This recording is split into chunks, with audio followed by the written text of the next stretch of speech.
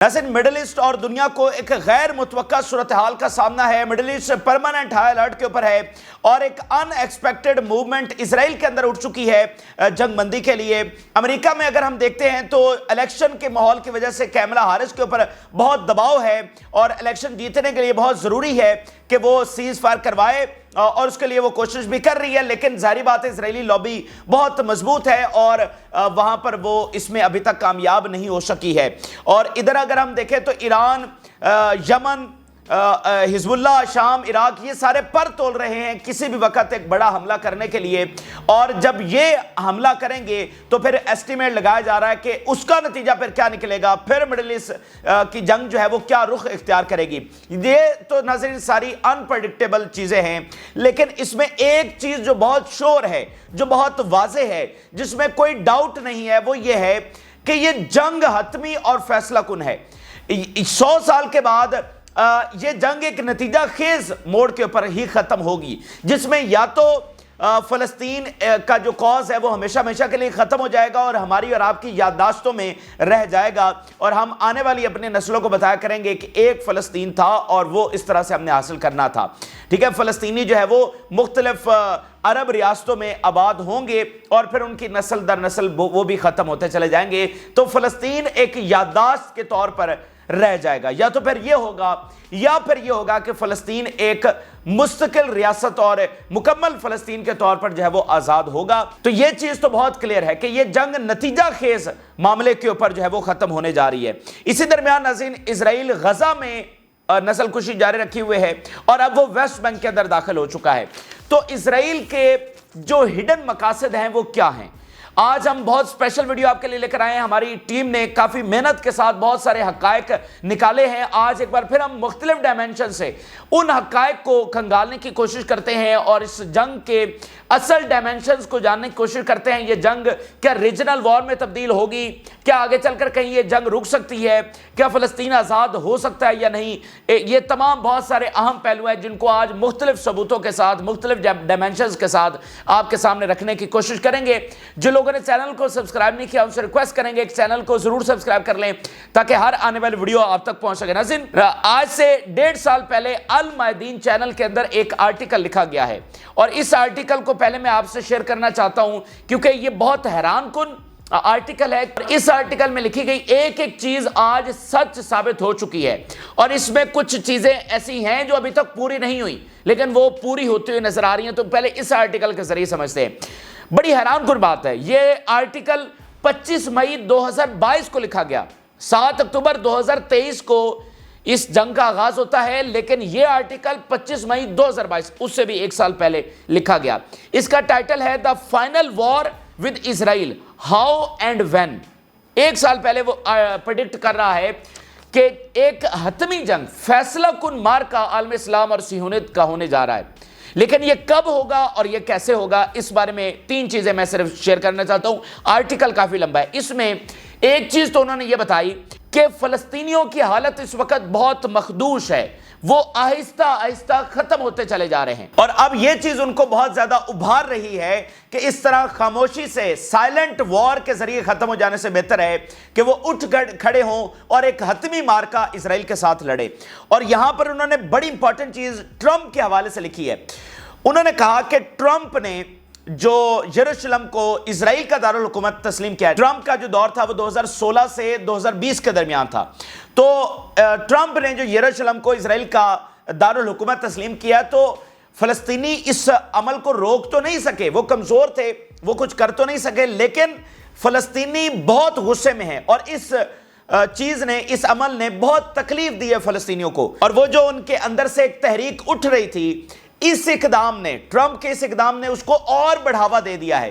तो अब किसी भी वक्त आप देखेंगे कि फलस्तीनी इजराइल के ऊपर हमलावर होंगे और वो एक हतमी जंग छेड़ने के लिए उठ खड़े होंगे। ये 2022 में वो प्रेडिक्ट कर रहा है। Palestinian has been slowly evolving towards escalation since Trump decision to recognize occupied Al-Quds as Israel's eternal capital। Slowly evolving escalation हो रही है कि ये ट्रंप के इकदाम को वो बहुत ज्यादा फलस्तीनी गुस्से से देख रहे हैं और इसको इस तरह से देख रहे हैं कि हमारा यरूशलेम भी हमारे हाथ से निकल गया। تو اب ہم یوں ہی گھٹ گھٹ کر مرتے رہیں گے؟ نہیں، ہمیں اب کھڑا ہونا ہوگا۔ یہ فلسطینیوں میں اب تحریک اٹھ رہی ہے۔ تیسری جو امپورٹنٹ بات انہوں نے اس میں کی وہ یہ کہ فلسطینی جو اتحادی ہیں وہ بھی اس وقت پوری طرح سے تیار ہو رہے ہیں، اور اس اتحاد میں انہوں نے شامی آرمی کا نام لیا ہے۔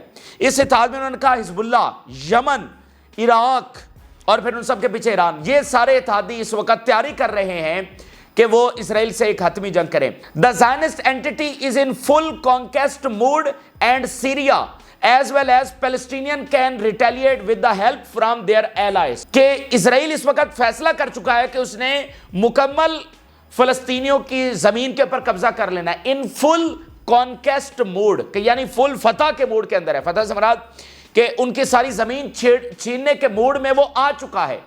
تو فلسطینیوں کے پاس دو ہی آپشن ہیں کہ یا تو وہ گھٹ گھٹ کر اس سائلنٹ وار میں جو ان کے خلاف مسلسل جاری ہے، ایک کنٹینیوس سائلنٹ وار غزہ کے خلاف بھی جاری ہے اور ویسٹ بینک کے خلاف بھی جاری ہے۔ غزہ کو جیسے بیرونی دنیا سے کٹ آف کر دیا گیا ہے، اسے ایک اوپن ایئر پریزن بنا دیا گیا ہے، اور ویسٹ بینک میں ان کے گھر چھینے جا رہے ہیں، وہاں پر سیٹلمنٹس بنائی جا رہی ہیں، اور سیٹلمنٹس بھی اس طرح سے بنائی جاتی ہیں کہ وہ فلسطینی جو ولیجز ہیں ان کے آپس میں رابطے کاٹ دیں، اس طرح کی اسٹریٹجک لوکیشن کے اوپر وہ بنائی جاتی ہیں۔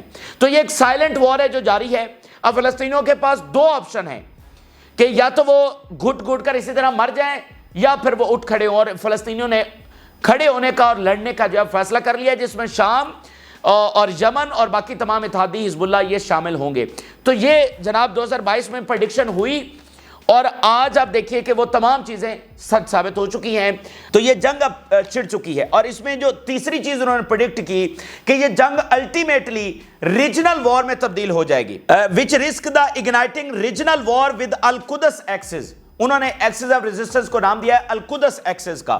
تو یہ ایک ریجنل، تو آپ دیکھیں باقی تمام چیزیں ٹھیک ثابت ہو چکی ہیں، اور لیکن جو ریجنل وار ہے وہ ابھی تک نہیں ہوئی، تو اس طرح معاملہ جا رہا ہے۔ دوسری بات جو انہوں نے کہی کہ پوری زمین ہتھیانے کے موڈ میں ہے، تو ہم دیکھیں کہ غزہ میں وہ گھسا ہوا ہے، اور ویسٹ بینک میں اب ہم اس کو ڈسکس کرتے ہیں کہ کیسے ویسٹ بینک میں اس کے کیا شیطانی پلانز ہیں، اور وہ کیا اچیو کرنا چاہتا ہے، اور کیا فلسطین اب مکمل زمین چھن جائے گی فلسطینیوں سے، یا وہ فائٹ بیک جو کر رہے ہیں وہ مکمل طور پر آزاد ہوں گے۔ اس کے اوپر بھی المایدین نے ایک آرٹیکل لکھا ہے۔ المایدین کا یہ آرٹیکل اب میں دکھانے جا رہا ہوں آپ کو، جولائی 2024 کا، یعنی اسی سال کے جولائی کے مہینے کا۔ ویسٹ بینک کے اوپر حملہ 8 دن پہلے ہو رہا ہے، آج 8 دن گزر چکے ہیں، لیکن یہ آرٹیکل جو ہے وہ جولائی کے اندر لکھا گیا ہے، اور اس میں انہوں نے کیا پریڈکٹ کیا ہے کہ نتنیاہو بہت جلد ویسٹ بینک کے اوپر حملہ آور ہوگا۔ اس کا ٹائٹل ہے، اور یہ آپ دیکھیے 16 جولائی 2024 کا آرٹیکل ہے، بینجامن Netanyahu doesn't want a ceasefire and has no real day after strategy۔ اس میں انہوں نے لکھا ہے کہ نتنیاہو کا پلان یہ ہے، اب یہ باریک بات سمجھیے گا، کہ وہ بہت جلد ویسٹ بینک کے اوپر حملہ آور ہوگا، اور ویسٹ بینک کی زمین ہتھیا لے گا، اور اس کو یہ ہے کہ ٹرمپ وہاں سے جیت رہا ہے، اور ٹرمپ جب جیت جائے گا تو جیسے یروشلم کو اس نے اسرائیل کا دارالحکومت تسلیم کر لیا ہے، تو ویسے ہی وہ اس چھینی گئی زمین کو اسرائیل کی زمین تسلیم کر لے گا، اس کو ریکگنائز کر لے گا ایز اسرائیلی لینڈ، اور دنیا کچھ بھی نہیں کر سکے گی۔ یہ میں کچھ لائنیں بھی آپ کے سامنے پڑھ دیتا ہوں۔ The Israeli Prime Minister knows that in the likely event that Donald Trump wins the presidential election, the American president will recognize Israeli sovereignty over the West Bank۔ کہ جو ہم زمین چھینیں گے اس کے اوپر وہ ہماری سوورینٹی مان لے گا، اور فلسطینی 3.2 ملین فلسطینین ویسٹ بینک سے ان کو نکال دیا جائے گا، اور دنیا جو ہے وہ کچھ بھی نہیں کر سکے گی۔ یہ اس وقت نتنیاہو کا پلان ہے۔ اب یہ کامیاب ہوتا ہے یا نہیں ہوتا یہ الگ ڈیبیٹ ہے، آگے چل کر ہم کرتے ہیں، لیکن آج سے 1.5 ماہ پہلے 2 ماہ پہلے یہ پریڈکٹ کیا جا رہا ہے کہ ویسٹ بینک کے اوپر حملہ آور ہوگا، اور کس نیت سے ہوگا؟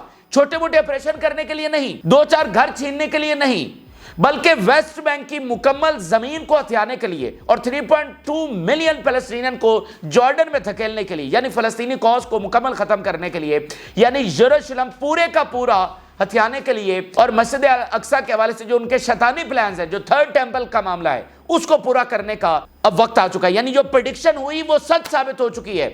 یعنی یہ ہم پرانے آرٹیکل اس لیے آپ کو دکھا رہے ہیں کہ یہ کتنی سچی باتیں ہیں، کتنی ریئل باتیں ہیں، کہ وہ جو چیزیں انہوں نے کہیں وہ آج ہو رہی ہیں ہماری آنکھوں کے سامنے۔ اگر اب بھی کوئی غفلت میں سویا ہوا ہے تو یہ اب ہم کیا کہہ سکتے ہیں کہ یہ وہ ریالٹی ہے جو ہماری آنکھوں کے سامنے آ رہی ہے کہ وہ گریٹر اسرائیل بنانے کے لیے اور جو مسجد اقصیٰ کے حوالے سے ان کے پلانز ہیں ان کو ایگزیکیوٹ کرنے کے لیے اس وقت وہ ایک حتمی مارکہ چھیڑ چکے ہیں۔ اور اسی طرح کی ناظرین ایک رپورٹ آج الجزیرہ میں شائع ہوئی ہے۔ الجزیرہ کی مختصراً ایک پیراگراف میں آپ سے پڑھتا ہوں۔ Israel's end game in occupied West Bank is to take over. Israel کا جو اصل مقصد ہے، جو اینڈ گیم ہے، وہ یہ ہے کہ وہ مکمل طور پر قبضہ کر لے، اور اس میں وہ انہوں نے کہا ہے the idea of greater Israel is deeply rooted in Israeli policies۔ Greater Israel کا جو پالیسی ہے ان کی بالکل ہمارے سامنے واضح ہے۔ Finance minister Smotrich put out plan just a few years ago about how Israel should annex the West Bank، کہ اسی اسرائیلی فائنانس منسٹر نے آج سے 4-5 سال پہلے ایک پلان دیا کہ کیسے ویسٹ بینک کو ہم ہتھیا سکتے ہیں۔ تو یہ ساری چیزیں گریٹر اسرائیل کے حوالے سے واضح ہے کہ وہ اب ہونے جا رہی ہیں، کہ وہ اس کو امپلیمنٹ کرنے جا رہے ہیں، اور فلسطینیوں کی یہ آخری جنگ ہے جو انہوں نے اپنی بقا کے لیے لڑنی ہے۔ تو یہ ایک چیز ہو گئی۔ اب یہ ہڈن پلان ہم نے آپ کے سامنے رکھا۔ اس میں پہلی بات تو اب یہ سمجھ لیجئے کہ ریزسٹنس کو سب پتا ہے کہ انہوں نے یہ کتنی لمبی جنگ لڑنی ہے، اس جنگ میں اسرائیل کے گولز کیا ہیں اور ان کو کیسے شکست دینی ہے۔ یعنی حزب اللہ ایسے نہیں ہے کہ وہ 8 اکتوبر کو اٹھتی ہے اور اسرائیل کے اوپر اس طرح سے اٹیک کرنا شروع کر دیتی ہے کہ غزہ پہ بمباری روکو، ایسا نہیں ہے۔ ان کو سب پتا ہے، یمن نے اس کی تیاری کر لی ہے، حزب اللہ نے، شامی فوج اس کے لیے تیار ہے، ایران اس کے لیے، اور عراق، یہ سب اس کے لیے تیار ہیں۔ القدس ایکسس یا ایکسس آف ریزسٹنس وہ اس کے لیے تیار ہے۔ تو اب یہ لمبی جنگ ہے اور حتمی جنگ ہے جس کی بھرپور تیاری ہوئی ہے، اور اسرائیل کو اس میں سبق سکھانے کا پوری طرح سے پریپریشنز کے ساتھ وہ میدان جنگ میں اترے ہوئے ہیں۔ ایسے نہیں کہ صبح اٹھیں اور وہ اسرائیل کے اوپر حملہ ور بھی ہو گیا 7 اکتوبر کو، اور اس کے بعد ریزسٹنس بھی بس حملے کر رہی ہے اور ان کو پتہ کچھ بھی نہیں ہے۔ یہ بہت سسٹمیٹک طریقے سے ہو رہا ہے۔ ان کو پتہ ہے کہ ہم نے مکمل فلسطین آزاد کروانا ہے، باقی درمیان میں نیریٹو وار ادھر ادھر بہت سارے ٹیکٹیکل چیزیں چلتی رہتی ہیں، لیکن وائڈر سکیل میں، لارجر پکچر میں اب یہ والی بات ہے۔ اگر ہم تھوڑا سا دیکھیں کہ کیا اس میں ہمیں اسرائیل جیتتا ہوا نظر آ رہا ہے، یعنی یہ تو ان کا پلان ہے نا، ضروری تھوڑی ہے کہ ان کا پلان کامیاب ہوگا۔ غزہ میں ان کو عبرتناک شکست ہوئی ہے، وہ کامیاب نہیں ہو سکے۔ آج اگر ہم دیکھیں تو جو اسرائیل فیس کر رہا ہے یہ ان کے لیے بالکل ان ایکسپیکٹڈ تھی، کہ ان کا پلان ضرور تھا یہ سارے امپلیمنٹ کرنے کا، جو جنگ انہوں نے چھیڑ بھی دی ہے، لیکن اب اس جنگ میں ان کو وہ مطلوبہ نتائج حاصل نہیں ہو رہے ہیں۔ مثال کے طور پہ اسرائیل کے اندر یہ اٹھنے والی موومنٹ ہے، یہ بھی ایک غیر متوقع ہے۔ کبھی بھی ایسا نہیں ہوا کہ 10 لاکھ اسرائیلی جو ہے وہ اپنے وزیر اعظم کے خلاف نکل آئے ہوں کہ جنگ بند کرو۔ ان کو تو کبھی فرق ہی نہیں پڑا کہ فلسطینیوں کے ساتھ کیا ہو رہا ہے۔ آج بھی ان کا مسئلہ فلسطینی نہیں ہے، ان کا مسئلہ ہاسٹیجز ہے۔ تو اگر اسرائیل نے ہاسٹیجز چھڑوا لی ہوتی تو ان اسرائیلیوں کو کیا فرق پڑنا تھا؟ تو اصل میں اسرائیل کو وہاں پر ڈیفیٹ ہوئی ہے، تو یہ ان ایکسپیکٹڈ پھر ساری چیزیں اس کی کیلکولیشن کے خلاف جا رہی ہیں۔ اسرائیلیوں کا مسئلہ اپنے قیدیوں سے ہے، فلسطینیوں کے اوپر ہونے والے ظلم سے نہیں ہے۔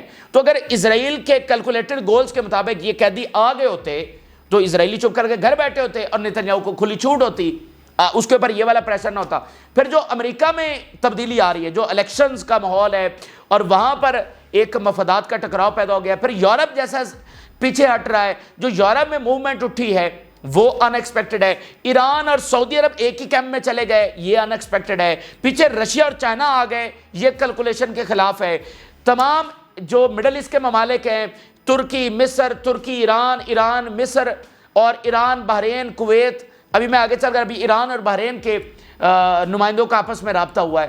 تو یہ اتحاد جو ہے یہ بھی اسرائیل کے کیلکولیشنز کے خلاف ہے۔ تو یہ ساری چیزیں میں بتا رہی ہیں کہ یہ پلان تو ان کا ہے، لیکن اصل میں یہ جو اسرائیل کے اندر سے بھی آوازیں اٹھ رہی ہیں کہ اسرائیل یہ وہ گریٹر اسرائیل نہیں ہے کہ جس کی طرف ہم جا رہے ہیں، بلکہ خاتمے کی طرف جا رہے ہیں۔ اب ذرا اسی صورتحال کے اوپر ٹرمپ کا مزید آج کا آنے والا بیان دیکھیے، یعنی ہم آپ کو کچھ افسانے نہیں سنا رہے ہیں، ٹرمپ کا آج کا بیان دیکھیے۔ نتنیاہو ٹرمپ کو جتوانا چاہتا ہے اور اس کا پلان یہ ہے کہ وہ ایران جنگ میں بھی مدد دے گا، ویسٹ بینک کو ہتھیانے میں بھی مدد دے گا۔ ٹرمپ کا آج کا بیان دیکھیے۔ The universities must stop propaganda against Israel or we will stop funding them۔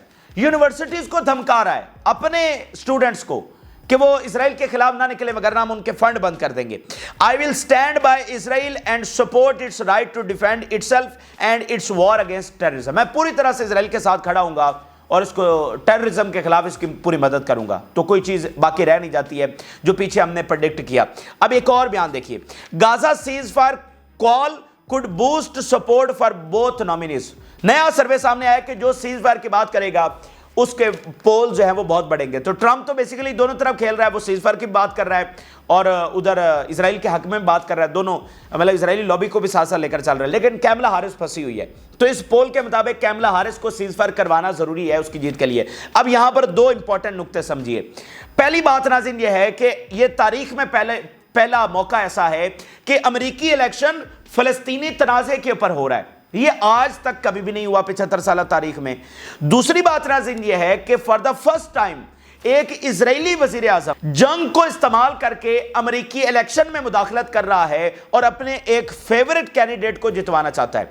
यानी इजराइल के लिए तो हर अमेरिकी सदर, डेमोक्रेट्स और रिपब्लिकन दोनों सेम ही पॉलिसी रखते हैं ना, दोनों का मकसद इजराइल ही को बचाना है। तो आज इनको ट्रंप क्यों चाहिए, कैमला हारिस क्यों नहीं चाहिए, और वो इस जंग को इस्तेमाल कर रहे हैं ट्रंप को लाने के लिए।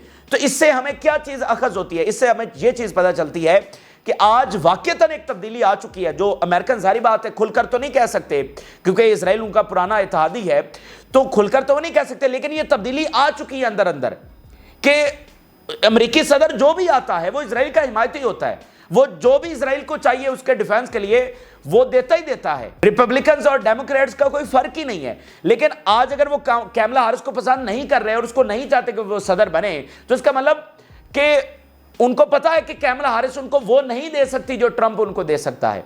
तो यहां पर एक कंप्रीहेंसिव शिफ्ट हमें आता हुआ जरूर नजर आ रहा है, जो कि खुलकर अमेरिकी इंतजामिया डिस्कस नहीं कर रही है, लेकिन जमीनी हकायक कैसे पैदा हो चुके हैं। पहली बार इजराइल और अमेरिकी मफादात आपस में टकरा रहे हैं। अमेरिकी हेजेमनी तो दुनिया में कायम है, वो इस जंग के जरिए खत्म हुई है और मजीद होती चली जा रही है। तो इजराइल जंग जारी रखना चाहता है, लेकिन अमेरिका का नुकसान होता चला जा रहा है। इन 11 महीनों में आप देखिए चीन और रूस ने कितना गेन कर लिया है, पूरा बरआज़म अफ्रीका वो अपने हाथ से ले गए। इससे को बड़ी बात, आज सबसे बड़ी खबर आप अंदाजा लगाइए, चीन से खबर ये मजीद आ रही है कि $50 बिलियन चाइना अफ्रीका को देने जा रहा है। इससे को बड़ी बात है $50 बिलियन अगले 3 सालों के अंदर। तो पूरा बरआज़म अफ्रीका चाइना निकाल कर ले गया, तो अमेरिका को तो नुकसान हुआ। तो इसलिए ये कंप्रीहेंसिव शिफ्ट है जो यहां पर आ रहा है, और ये भी एक सबूत है कि जरूरी नहीं कि इन सिहूनियों ने जो भी प्लान बनाए हुए हैं वो कामयाब हो। और जो जुल्म इन्होंने कर डाला है उसके बाद तो अब इनकी बका है ही नहीं है। मतलब जो जुल्म किया है ये तो हदें पार कर गए ना, तो ये दुनिया इनकी जागीर थोड़ी है।